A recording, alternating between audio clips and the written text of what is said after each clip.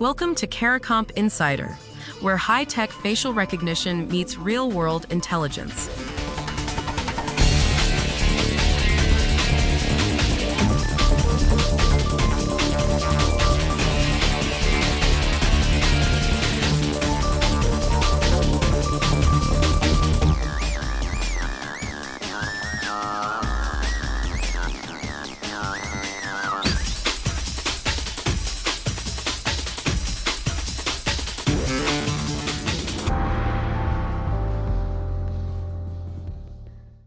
Only 34 out of 156 passengers made their flight. The rest were stuck in a biometric screening queue at Milan's airport that stretched past 2 hours. One plane left for Manchester more than two-thirds empty, not because of weather, not because of a strike, but because Europe's new digital border couldn't process people fast enough to board. If you've ever crossed an international border, handed over your passport, looked into a camera, pressed your fingers to a scanner, this story is about you. And if you haven't, it's still about you, because what's happening in Europe right now is a preview of where biometric borders are heading everywhere. Last October, the European Union switched on something called the Entry-Exit System, or EES. It replaced the old manual passport stamp for most non-EU nationals with an electronic record of every crossing, fingerprints, facial scans, timestamps. 29 countries are rolling it out, with full implementation expected by April of next year. In its first 6 months, the system logged 66 million border crossings. That's an enormous number. But the question running through this entire episode isn't whether the technology works. It's whether the airports, the staff, and the governments behind it can keep up. Start with what the system actually caught. According to EU Commission data, EES refused entry to about 32,000 people in those first 6 months.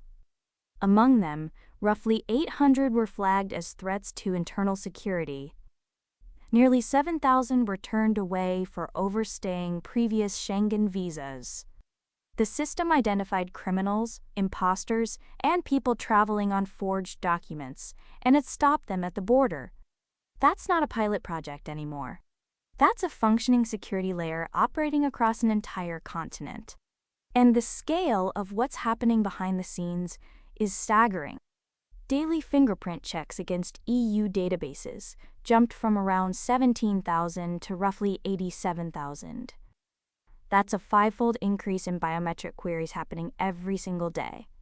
Most enterprise systems never reach that kind of volume growth in a comparable time frame. For anyone building or evaluating biometric comparison tools, that number tells you something important. Governments aren't debating whether to deploy this technology at scale anymore. They already did. And for the rest of us, it means your fingerprints and your face are being checked against massive databases in real time every time you cross a Schengen border. So the matching works. The algorithm does its job. Then why did 122 people miss a flight they were booked on? Because the bottleneck was never the technology. It was everything around it. During the Easter holidays, peak travel season, wait times at airports ballooned to between 2 and 3 hours. Border agents were overwhelmed. Staffing was inconsistent. Workflows varied from one checkpoint to the next. The European Commission says the vast majority of Schengen states implemented EES effectively. But that word, effectively, does a lot of heavy lifting when passengers are missing flights. And none of this was a surprise. A report published by the European Parliament back in 2013 predicted exactly these problems: the queues, the boarding delays, the operational friction. The EES was first envisioned in 2008. It took 17 years and 5 separate delays before it actually went live. The issues that made headlines this spring were documented more than a decade ago. Governments moved forward anyway. That's a deliberate trade-off, accepting known operational pain in exchange for a security system they believed they needed. The Commission's own roadmap for what comes next confirms where the real gap sits. Countries need to cut processing times. They need more automated border control lanes. They need better registration procedures and higher quality biometric captures at the point of enrollment. Notice what's not on that list. Nobody's saying the matching algorithm needs to be more accurate. The constraint is interoperability between 29 different countries, training for border staff, data quality standards, and maintaining consistent procedures when a terminal is packed at 6 in the morning during a holiday weekend. That gap matters for anyone in this space. The next generation of tools won't compete on matching accuracy alone. They'll compete on whether they can be deployed smoothly under real-world pressure. And for travelers, it means the experience at the border depends less on the scanner in front of you and more on which country you happen to be crossing through. The technology passed the test. The institutions around it didn't yet. When the limiting factor in a biometric system isn't whether the algorithm can match your face, but whether the airport has enough staff to get you to your gate, we've crossed a threshold. Biometrics aren't experimental anymore. They're infrastructure. And infrastructure problems look completely different from research problems. So 66 million crossings in 6 months. The biometric matching works.